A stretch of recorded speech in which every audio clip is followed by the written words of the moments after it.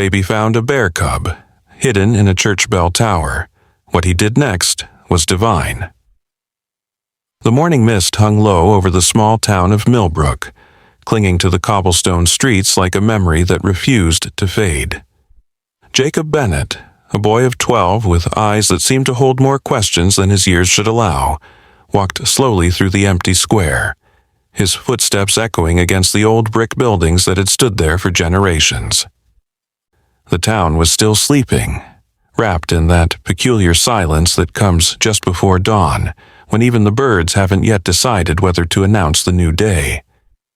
Jacob liked these moments, these in-between times when the world felt like it belonged only to him. His mother often worried about his solitary nature, the way he preferred the company of his own thoughts to the noise of other children, but Jacob had always felt most alive in the quiet spaces where others feared to tread. The old church stood at the edge of the square, its stone walls weathered by countless seasons, its bell tower reaching toward the sky like a finger pointing to heaven.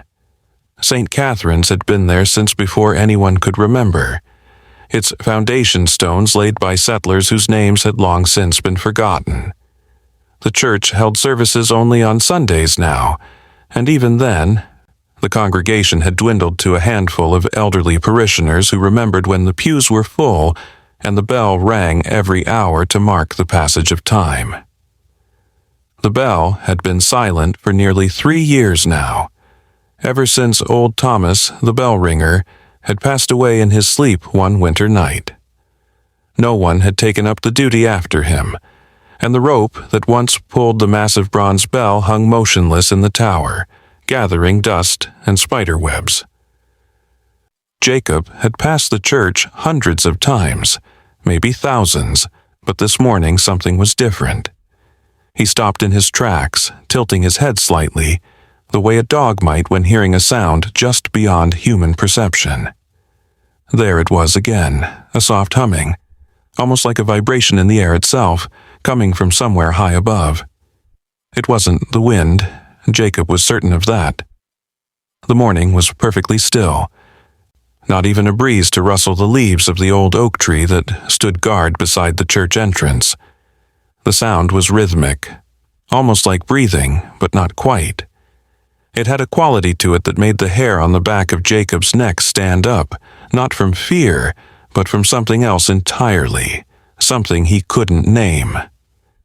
He approached the heavy wooden doors of the church, expecting them to be locked as they always were during the week, but to his surprise, one door stood slightly ajar. The gap was barely wide enough for him to slip through, and he wondered if Father Michael had forgotten to lock up properly after evening prayers. Jacob hesitated for just a moment, knowing his mother would disapprove of him entering the church alone, but the sound called to him, pulled at something deep in his chest that he couldn't ignore.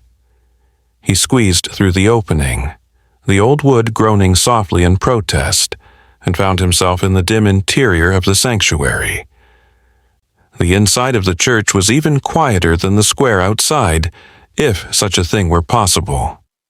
Rows of empty pews stretched toward the altar, their dark wood polished by countless hands over the years. Stained glass windows caught the first hints of dawn light, painting patches of colored shadows across the stone floor. The air smelled of old incense and candle wax, mixed with something else, something wild and unfamiliar that didn't belong in this sacred space. Jacob moved forward slowly, his sneakers making no sound on the worn carpet that ran down the center aisle. The humming was clearer now, definitely coming from above, from the bell tower that no one had climbed in years. The door to the tower stairs was tucked away in a corner, nearly hidden behind a dusty tapestry depicting St. Catherine herself. Jacob had never noticed it before, but then again he'd never had reason to look. The door was small, built for a time when people were shorter, and the iron handle was cold beneath his fingers. It turned with surprising ease, and the door swung open to reveal a narrow spiral staircase that disappeared into darkness above. The humming grew stronger, And now Jacob could hear something else mixed with it. A soft shuffling sound, like fabric brushing against stone. He began to climb, one hand trailing along the rough wall for balance. The stairs were steep and uneven, worn smooth in the center by centuries of feet. Spider webs brushed against his face, and he had to stop several times to catch his breath. The tower was taller than it looked from the outside, and the stairs seemed to go on forever, winding up and up in a dizzying spiral. Light began to filter down from above, growing stronger with each turn, until finally Jacob emerged into the bell chamber itself. The room was smaller than he'd expected, circular, with narrow windows on all four sides that looked out over the town. The great bronze bell hung in the center, suspended from massive wooden beams that creaked softly in the morning air. Dust motes danced in the shafts of sunlight that streamed through the windows, giving the whole space an otherworldly quality. But it was what Jacob saw in the corner that made him forget to breathe. There, curled up in a nest of old church banners and torn hymnals, was a bear cub. Not a large cub, perhaps only a few months old, with fur the color of dark honey that seemed to glow in the morning light. Its eyes were open, watching Jacob with an intelligence that seemed impossible for such a young creature. They were the deepest brown Jacob had ever seen, almost black, with flecks of gold that caught the light like tiny stars. The cub didn't move, didn't growl or show any sign of fear or aggression. It simply watched, and in that watching, Jacob felt something shift inside him. Like a key turning in a lock he hadn't known existed. The humming sound was coming from the cub, Jacob realized with a start. Not from its throat, but from somewhere deeper, as if the sound emanated from its very being. It was a peaceful sound, almost like a lullaby, and Jacob found himself moving closer without conscious thought. His rational mind screamed warnings about wild animals, about danger and disease, but something stronger overrode those fears. He knelt down a few feet from the cub, close enough to see the rise and fall of its breathing, the way its small paws twitched slightly as if it were dreaming. "Hello," Jacob whispered, feeling slightly foolish but unable to stop himself. The cub's ears perked up at the sound of his voice, and slowly, so slowly that Jacob almost didn't notice it happening, the creature uncurled itself and sat up. It was smaller than Jacob had first thought, barely larger than a medium-sized dog, and there was something about its movements that seemed almost graceful, deliberate in a way that wild animals rarely were. The cub tilted its head, mirroring Jacob's earlier gesture, and made a soft chirping sound that was nothing like any bear sound Jacob had ever heard in nature documentaries. Time seemed to stretch and bend in that bell tower, the outside world fading away until there was nothing but Jacob and the cub and the golden morning light. Jacob extended his hand slowly, palm up, the way his grandfather had taught him to approach nervous horses. The cub leaned forward, sniffing delicately, its wet nose barely touching Jacob's fingertips. The contact sent a shock through Jacob's entire body, not painful but electric, like touching a live wire made of pure emotion. Images flashed through his mind, too quick to fully grasp, of forests he'd never seen, of mountains that touched the sky, of a mother bear with eyes full of sorrow, pushing her cub toward the lights of a distant town. The cub made that chirping sound again and moved closer until it was pressed against Jacob's leg, its warmth seeping through his jeans. Jacob's hand found its way to the cub's fur, which was softer than he'd expected, like silk mixed with cotton. The humming grew stronger, and Jacob realized with wonder that he could feel it now, vibrating through his bones, synchronizing with his heartbeat until he couldn't tell where he ended and the sound began. It was the most extraordinary feeling he'd ever experienced, like being part of something vast and ancient, and infinitely loving. Looking around the bell chamber, Jacob tried to piece together how the cub had gotten here. The windows were too small for even such a young bear to squeeze through, and the only entrance was the stairs he'd just climbed. The door at the bottom had been locked for years, according to town gossip. Yet here was this impossible creature, living in a makeshift den in the most unlikely place imaginable. The old banners and hymnals had been arranged with surprising care, creating a comfortable nest that showed signs of having been occupied for some time. There were no food scraps, no water bowl, nothing to indicate how the cub was surviving, yet it appeared healthy, even content. Jacob noticed other strange details as his eyes adjusted to the light. Scratches on the wooden beams that formed patterns too regular to be random.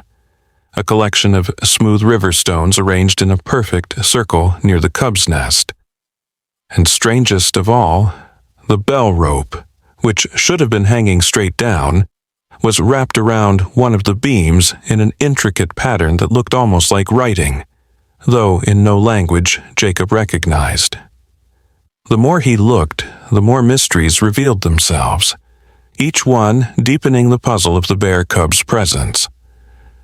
The cub stood up and padded over to the bell, placing one small paw against the bronze surface.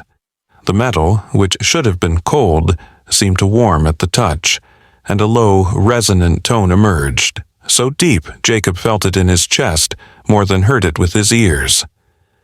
The cub looked back at Jacob, those impossible eyes holding what could only be described as invitation, and Jacob found himself moving forward, placing his own hand on the bell beside the cub's paw. The moment his skin made contact with the metal, the tone changed, became richer, more complex, like a chord played on an organ made of starlight. The sound filled the bell chamber, spilled out through the windows, and drifted down over the sleeping town like a blanket of peace. Jacob felt tears running down his cheeks, though he couldn't say why he was crying. It wasn't sadness exactly, more like the feeling of coming home after a very long journey, of finding something he hadn't known he'd lost. The cub leaned against him, and together they stood there, boy and bear, creating a music that had no name but spoke directly to the soul. As the sun climbed higher, painting the bell chamber in shades of gold and amber, Jacob knew his life had just changed in ways he couldn't begin to understand. He thought of his mother, probably starting to worry about where he'd gone, of school, which would start in a few hours, of all the normal, ordinary things that had made up his life until this moment. They all seemed very far away now, like memories from someone else's life. What mattered was here, now, this incredible creature that had somehow chosen him, or perhaps been chosen for him, by forces beyond his comprehension. The cub yawned, showing small white teeth, and returned to its nest, curling up once more among the old banners. But its eyes remained open, fixed on Jacob with an expression that seemed to say, "You'll come back, won't you?" And Jacob knew, with a certainty that went deeper than thought, that he would. He had to. Whatever this was, whatever it meant, he was part of it now, bound to this mysterious creature by threads invisible but unbreakable.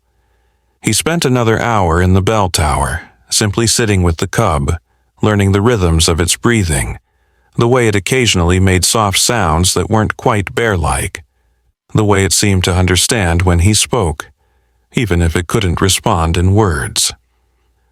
He told it about his life, about school and his mother and the books he liked to read, feeling only slightly silly talking to an animal. The cub listened with what appeared to be genuine interest, occasionally tilting its head or making that chirping sound that Jacob was beginning to think meant agreement or understanding. When the town clock struck 7, Jacob knew he had to leave. His mother would be getting up, expecting to find him at the breakfast table, and he couldn't explain where he'd been, not yet. Maybe not ever. This felt like a secret too precious to share, too fragile to expose to the harsh light of adult skepticism. He stood slowly, his legs stiff from sitting on the hard floor, and the cub raised its head, watching him with those deep, knowing eyes. "I'll come back," Jacob promised, surprising himself with the intensity of his conviction. "Tomorrow morning, before anyone's awake. I'll bring you something to eat. Though I'm not sure what baby bear's like. We'll figure it out together, okay?" The cub made a sound that was almost like a purr, a rumbling contentment that made Jacob smile, despite the ache of leaving. He moved toward the stairs, then stopped, struck by a sudden thought. "You need a name," he said. "I can't just keep calling you Cub. How about Gabriel, like the angel? You're in a church, after all, and there's something kind of heavenly about you." The cub, Gabriel now, chirped once, and Jacob took that as approval. He descended the stairs carefully, his mind already racing with plans. He'd need to research what bear cubs ate, find a way to bring water up those stairs without being noticed, maybe create a better shelter for when the weather turned cold. The rational part of his mind kept insisting this was dangerous, impossible, that he should tell someone, get help. But he pushed those thoughts away. Some things, he was learning, existed outside the realm of rational thought, and this was one of them. The church was still empty when he reached the bottom of the stairs, the morning light now streaming through the stained glass windows in brilliant streams of color. He slipped out through the same gap in the door, pulling it closed behind him but making sure it didn't latch completely. He'd need to get back in tomorrow, after all. The town was beginning to wake up around him, early risers heading to work, shopkeepers opening their stores, the normal rhythm of daily life resuming, but Jacob walked through it all, feeling like he was carrying a secret sun inside his chest, warming him from within. His mother was in the kitchen when he got home, preparing breakfast with the efficient movements of someone who'd done the same task thousands of times. She looked up as he entered, a slight frown creasing her forehead. "You're up early," she observed, noting his flushed cheeks and bright eyes. "Where have you been?" Jacob had prepared a lie on the walk home, something about going for a run, getting exercise, but when he opened his mouth, what came out was, "Just walking, Mom. It's beautiful out there this morning. Really beautiful." Something in his voice must have convinced her because she smiled and ruffled his hair as he passed. "Well, you're just in time for pancakes. Wash your hands and sit down." Jacob did as he was told, but his mind remained in the bell tower with Gabriel, replaying every moment, every sound, every impossible detail. He ate mechanically, answered his mother's questions about school and homework with half his attention, all the while planning his return to the church. The day passed in a blur of classes and conversations that seemed to happen to someone else. Jacob went through the motions of being a normal 12-year-old boy, but inside, everything had changed. He found himself doodling bears in the margins of his notebooks, staring out windows and wondering what Gabriel was doing, if he was lonely, if he was afraid. The humming sound seemed to follow him, just at the edge of hearing, a constant reminder that what had happened was real, not a dream or hallucination. That night, Jacob lay in bed, staring at the ceiling, too excited to sleep. He thought about the mystery of it all, how a bear cub had come to be in the bell tower, why it seemed so different from any animal he'd ever encountered, what those strange markings and arrangements meant. He thought about the sound the bell had made when they touched it together, that impossible, beautiful harmony that had felt like the universe itself was singing. Most of all, he thought about the connection he'd felt with Gabriel, instant and undeniable, as if they'd known each other forever, as if they were meant to find each other. Sleep finally came, and with it, dreams unlike any he'd ever had. He dreamed of forests that stretched beyond the horizon, of mountains that touched the clouds, of bears that walked upright and spoke in languages made of wind and starlight. He dreamed of Gabriel, not as a cub, but as something else, something more, a creature of both earth and heaven, sent for a purpose Jacob couldn't quite grasp. And through it all, that humming sound, that vibration that seemed to come from the very heart of existence itself. He woke before dawn, as he'd planned. Slipping out of the house with a backpack full of supplies he'd gathered the night before. Apples and honey, a bowl for water, an old blanket that his mother wouldn't miss, a flashlight in case the morning was darker than yesterday. The town was silent again, wrapped in pre-dawn stillness, and Jacob's footsteps echoed like heartbeats as he made his way to the church. The door was still unlocked, the gap still there, and he squeezed through with the ease of practice. The climb up the tower stairs seemed shorter this time, his feet finding the worn spots automatically, his hand knowing exactly where to grip the wall. The humming reached him halfway up, and his heart leaped with relief. Gabriel was still there, still safe, still waiting. When he emerged into the bell chamber, the cub was sitting up in its nest, as if it had been expecting him, those incredible eyes bright with what Jacob could only describe as joy. "Good morning, Gabriel," Jacob whispered, setting down his backpack and pulling out the supplies. "I brought breakfast. I hope you like apples. Bears like apples, right? And honey. Every story says bears love honey." Gabriel made that chirping sound and patted over, sniffing at the offerings with interest. He took an apple delicately in his mouth, eating it with surprising neatness, then lapped at the honey with a small pink tongue. Jacob filled the bowl with water from a bottle he'd brought, and Gabriel drank deeply, then looked up at Jacob with an expression that seemed distinctly grateful. They settled into what would become their routine over the following days and weeks. Jacob would arrive before dawn, bringing food and water, and they would sit together in the growing light, boy and bear, surrounded by mysteries neither fully understood. Jacob talked, telling Gabriel everything about his life, his dreams, his fears, and Gabriel listened with that uncanny attention, occasionally making sounds that seemed to respond to the emotional content of Jacob's words rather than the words themselves. On the third day, something extraordinary happened.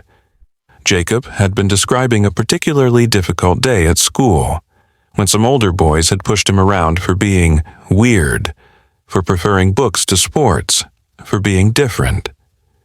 Gabriel had moved closer during the story, pressing against Jacob's side, and when Jacob felt tears threatening, the cub did something impossible.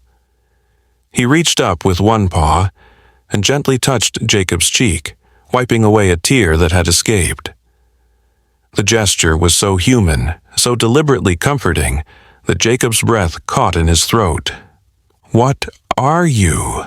he whispered, looking into those fathomless eyes. Gabriel tilted his head and made a new sound, something between a hum and a word.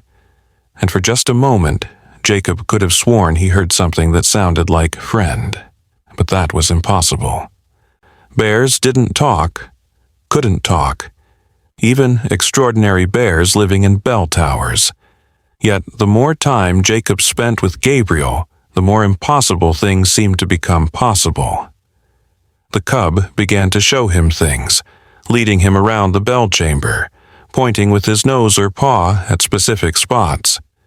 There were more of those strange scratches Jacob had noticed on the first day, and when he looked at them closely, they seemed to form patterns, almost like a map or a message. Gabriel would touch certain stones in the collection near his nest, and they would warm slightly, glowing with a faint inner light that faded as soon as the contact was broken. And sometimes, when the morning light hit the bell just right, Jacob could see symbols etched into the bronze that hadn't been there before, or at least hadn't been visible. One morning, about 2 weeks after their first meeting, Jacob arrived to find Gabriel standing by the bell, one paw raised as if waiting. When Jacob approached, the cub gestured clearly, unmistakably for Jacob to place his hand on the bell. They'd done this before, created that incredible harmony, but this time felt different, charged with purpose. Jacob placed his palm against the cold bronze, and Gabriel placed his paw beside it, and immediately the bell began to sing. But this wasn't like before. This time, the sound shaped itself into something almost like music, a melody that Jacob recognized but couldn't name, ancient and new at the same time. And as the sound washed over them, the air in the bell chamber began to shimmer, like heat waves rising from summer pavement. Through the shimmer, Jacob saw things, glimpses of other places, other times. A great forest where bears walked among humans as equals. A mountain peak where a wise woman spoke to animals in their own languages.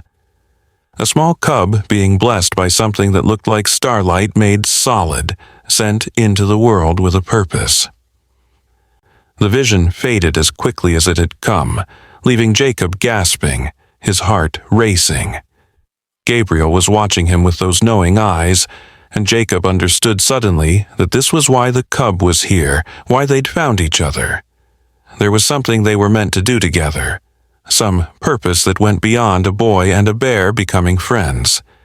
He didn't know what it was yet, but he knew with bone-deep certainty that it was important, that it mattered in ways he couldn't yet comprehend. "We're going to change things, aren't we?" Jacob asked, and Gabriel made that almost word sound again, the one that sounded like yes if you weren't listening too carefully, like the wind through leaves if you were. Jacob sat down hard, overwhelmed by the magnitude of what was happening. He was 12 years old, a nobody in a small town, a kid who preferred books to people.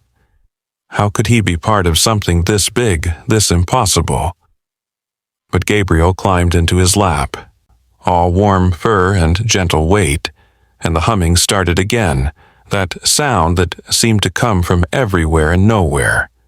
And in that moment, Jacob felt it again, that connection to something vast and loving, something that suggested that maybe, just maybe, it was exactly the nobodies, the quiet ones, the different ones, who were chosen for the extraordinary tasks.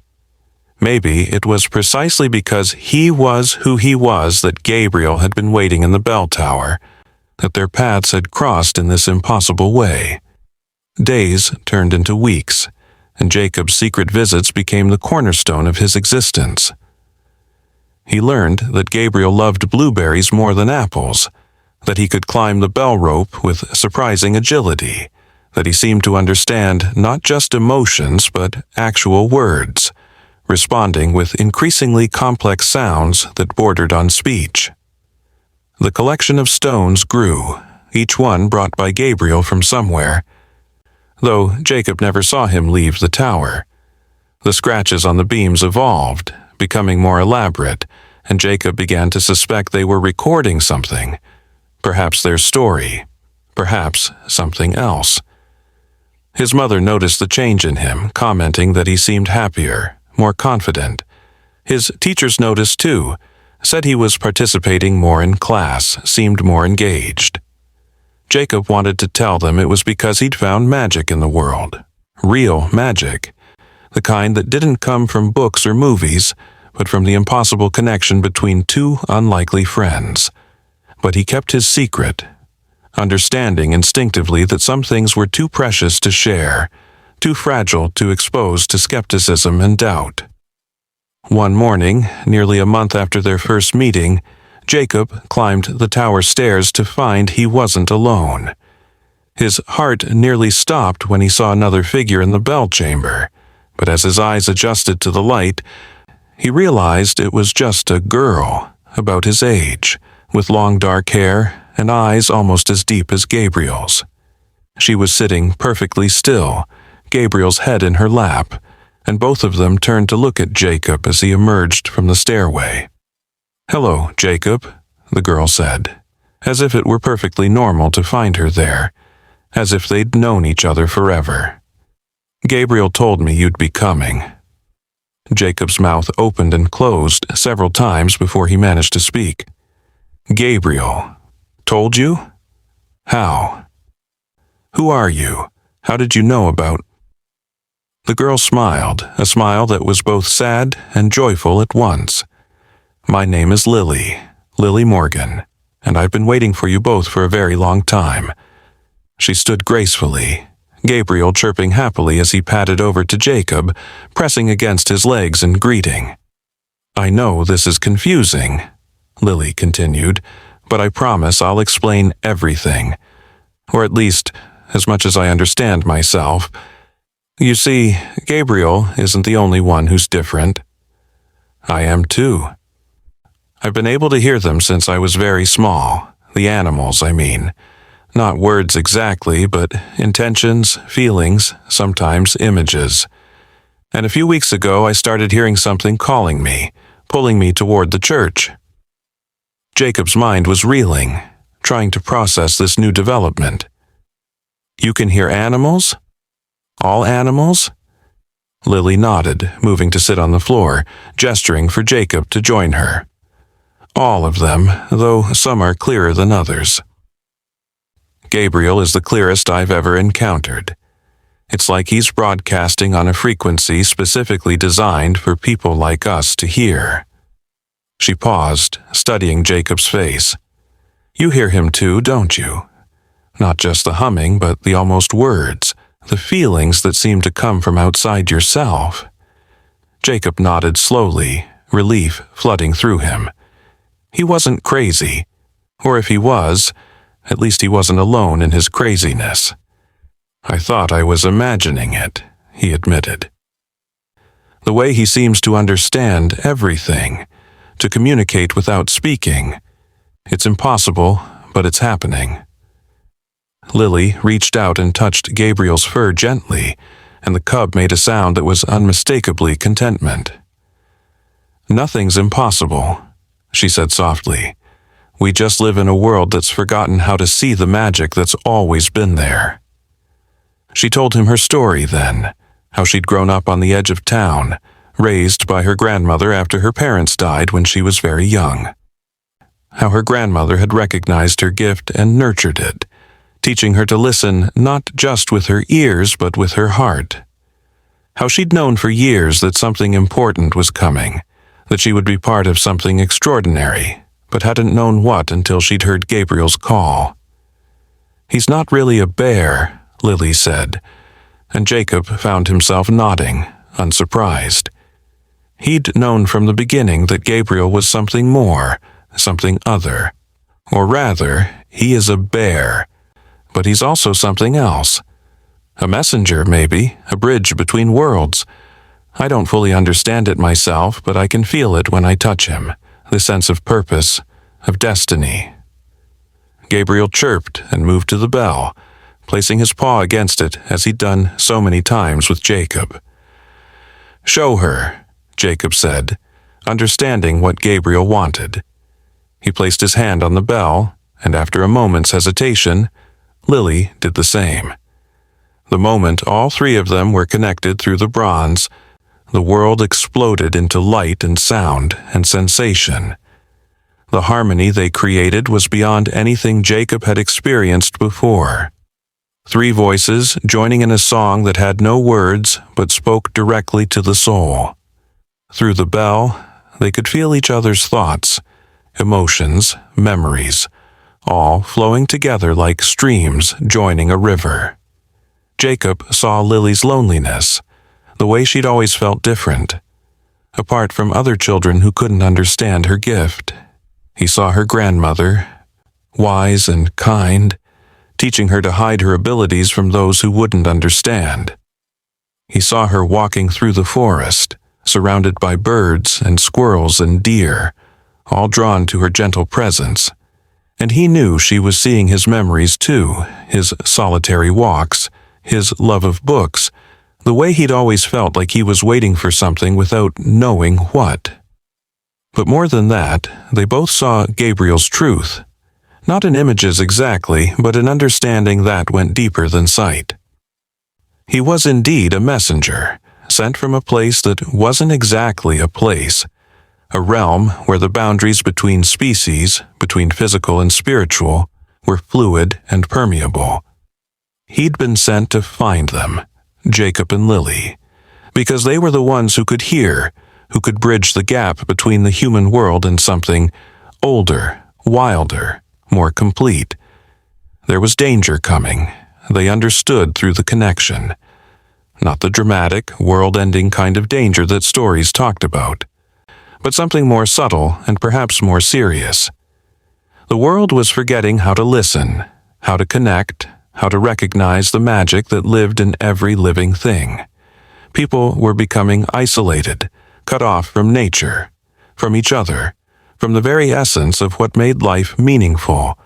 And if this disconnection continued, something vital would be lost forever, some essential harmony that kept the world in balance. Gabriel had been sent to gather those who could still hear, still feel, still believe. Not to save the world in some grand gesture, but to keep the flame alive, to demonstrate through their connection that the magic hadn't died, it was just waiting to be recognized again. There would be others, they understood, more children and perhaps some adults who hadn't completely forgotten how to wonder. Gabriel would help them find each other, create a network of believers who could slowly, gently, remind the world of what it was in danger of losing. The vision faded, leaving them gasping, tears streaming down all their faces. They sat in silence for a long time, processing what they'd experienced, what they'd learned. Finally, Lily spoke, her voice barely above a whisper. "So we're supposed to—" "What? Save the world through friendship with a magic bear?" Despite the magnitude of what they'd learned, Jacob found himself laughing, and after a moment, Lily joined him. Even Gabriel made a sound that could only be described as ursine laughter. "I guess so," Jacob said, wiping his eyes, "though when you put it like that, it sounds pretty ridiculous." Lily grinned, and Jacob realized she was actually quite pretty when she smiled, though he pushed that thought away quickly. "The best truths usually do sound ridiculous," she said. "My grandmother always said that the moment something starts to make perfect sense, you should be suspicious of it. It's the mysteries, the impossibilities, that are usually the most real." They spent the rest of the morning talking, planning, sharing their experiences with Gabriel. Lily had brought her own offerings, herbs from her grandmother's garden that Gabriel seemed to particularly enjoy, and a small wooden flute that she played softly, creating melodies that harmonized with Gabriel's humming in ways that made the air itself seem to dance. Jacob showed her the patterns he'd been documenting, the scratches and symbols that seemed to be recording something important, though neither of them could decipher what.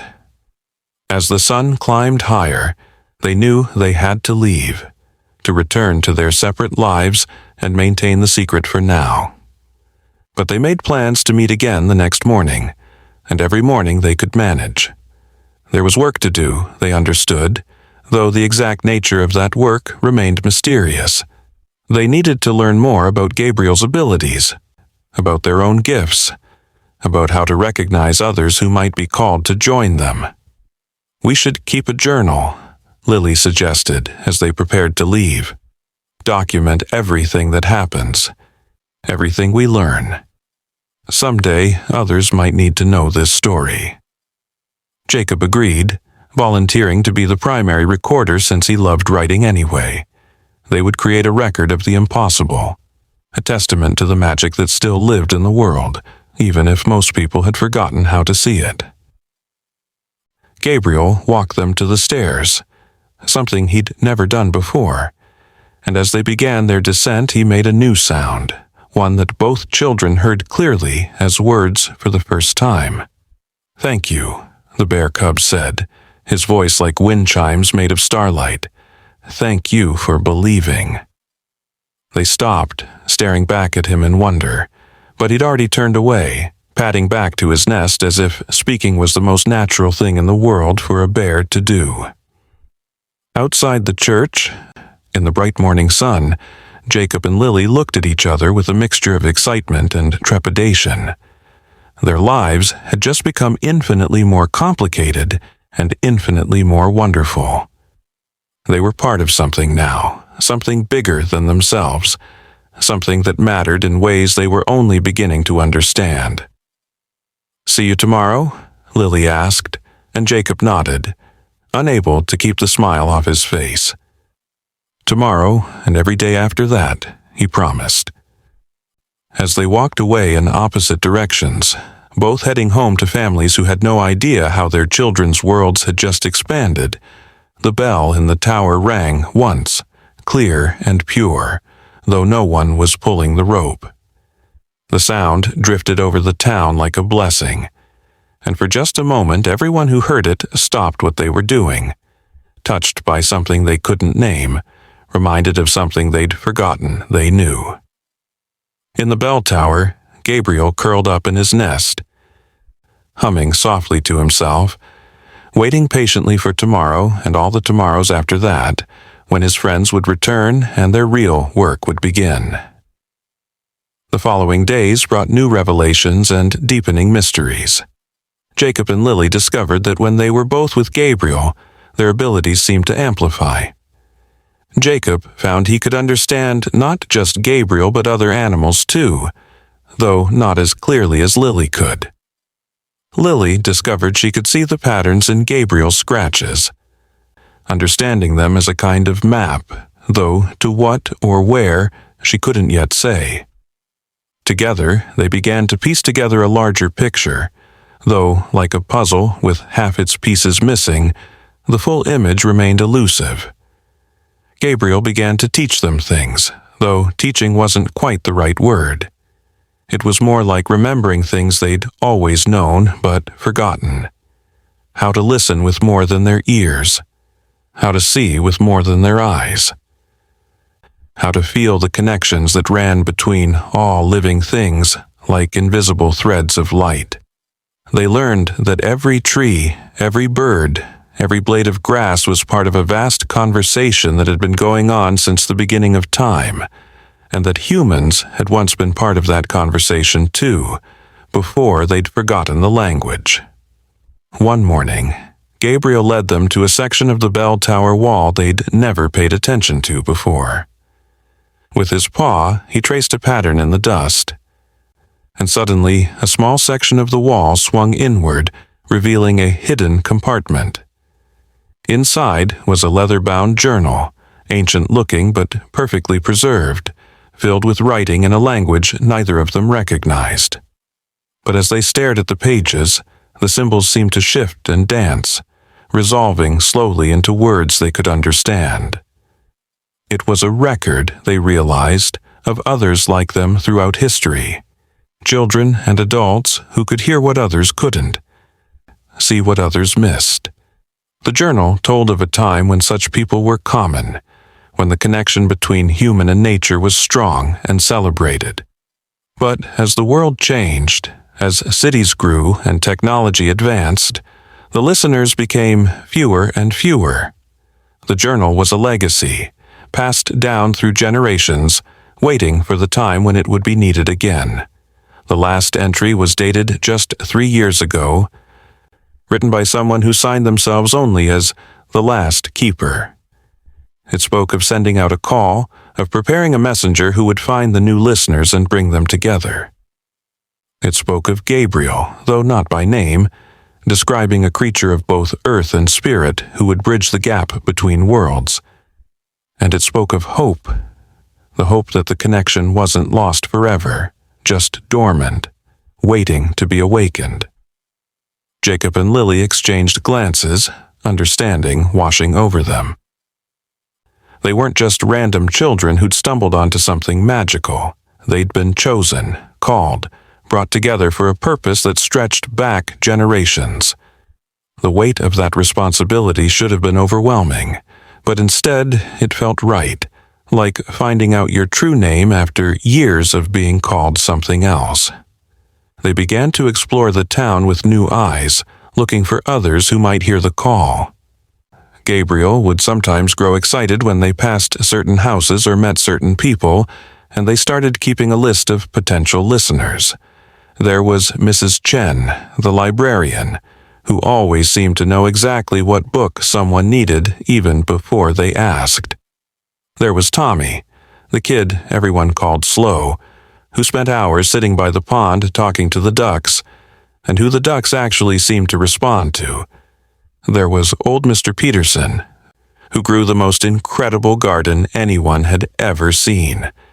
Plants that shouldn't thrive in their climate but did anyway, but they had to be careful. The journal had warned about this too. Not everyone was ready to believe, and trying to force the truth on those who weren't ready could be dangerous. Not physically dangerous necessarily, but dangerous to the fragile magic they were trying to protect. So they watched and waited, looking for signs, for the right moment to approach each potential listener. Meanwhile, their bond with Gabriel deepened daily. He began to show them visions through the bell, glimpses of the world as it could be if the connection was restored. They saw cities where gardens grew on every rooftop, and birds nested in architecture designed to welcome them. They saw children learning alongside animals, each teaching the other. They saw a world where the boundary between human and nature wasn't a wall, but a doorway, constantly crossed in both directions. But they also saw the alternative, the world that would emerge if the disconnection continued. Gray cities where no birds sang, forests silent and empty, children who never learned to wonder, adults who never remembered to dream. It wasn't an apocalypse, nothing so dramatic. It was simply a world drained of color, of magic, of the very essence that made life worth living. It was a world where Gabriel couldn't exist, where children like Jacob and Lily would never discover their gifts, where the conversation between all living things would finally, irrevocably, fall silent. The visions made them more determined than ever to succeed in whatever task they'd been given. They began to write their own entries in the journal, documenting their experiences, their discoveries, their hopes and fears. They wrote about Gabriel's growing abilities, how he could now speak short sentences, how his humming could heal small wounds and calm frightened animals. They wrote about their own developing gifts, how they were learning to hear not just animals but plants too, the slow, deep thoughts of trees, the quick, bright chatter of flowers. One particularly memorable morning, they arrived to find Gabriel standing at the center of the bell chamber, surrounded by a circle of floating lights. The lights weren't quite fireflies, weren't quite stars, weren't quite anything they could name. Gabriel's eyes were closed, and he was humming a complex harmony that seemed to be conducting the lights in an elaborate dance. As Jacob and Lily watched, mesmerized, the lights began to form patterns, symbols, eventually resolving into words that hung in the air like golden writing. "The time is coming," the words read. "Others are awakening. Be ready." Then the lights dispersed, flying out through the windows like tiny comets, leaving trails of luminescence that faded slowly in the morning air. Gabriel opened his eyes and looked at his friends with an expression of such profound trust that it took their breath away. "Together," he said, his voice clearer than ever. "We do this together." And they knew he was right. Whatever was coming, whatever challenge or opportunity lay ahead, they would face it together. A boy who'd always felt different, a girl who could hear the voices of nature, and a bear cub who was so much more than he appeared. It shouldn't work, this strange little family they'd formed, but it did. It worked because it was built on something stronger than logic, deeper than understanding. It was built on love, on trust, on the unshakable belief that magic was real and worth protecting. As the weeks turned into months, their secret meetings in the bell tower became the foundation of something larger. Slowly, carefully, they began to bring others into the fold. Tommy was first, his face lighting up with joy when he realized others could hear the ducks too. Mrs. Chen came next, admitting she'd always known there was something special about certain children, something that called to the books that needed them. Mr. Peterson took the most convincing, but when Gabriel walked right up to him in his garden and spoke his name, the old man's skepticism crumbled like ancient walls finally allowed to fall. Each new member of their growing circle brought their own gifts, their own perspectives. Tommy could call fish to the surface of any body of water, could understand their cold, quick thoughts. Mrs. Chen could read the history of objects, understanding through touch the stories of the books in her library, the hopes and dreams of everyone who'd ever held them.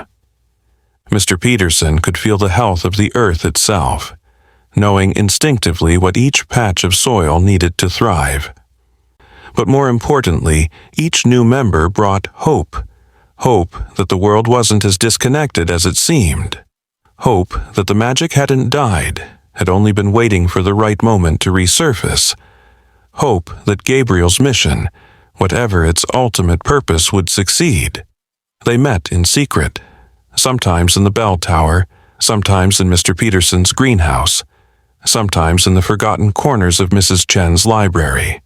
They shared their gifts, learned from each other, and slowly began to understand that they were part of something that had always existed, a hidden network of those who kept the old connections alive. Gabriel grew during this time, not just physically, though he did get larger, but in presence, in power. His fur began to show patterns that hadn't been there before, swirls and spirals that seemed to move when you weren't looking directly at them. His voice became fuller, more complex, able to convey not just words, but emotions, images, entire concepts in a single sound. And his humming, that constant, comforting presence, began to have effects beyond the bell tower. People throughout the town reported sleeping better, feeling more at peace, though they couldn't say why. The bell, too, was changing. The symbols that had appeared on its surface were growing more elaborate, telling a story that none of them could quite read, but all of them could feel. Sometimes, late at night, it would ring on its own, a deep, resonant tone that carried for miles, touching something deep in the hearts of everyone who heard it. Dogs would stop barking, cats would purr, and humans would pause in whatever they were doing, touched by a momentary sense of connection to something larger than themselves.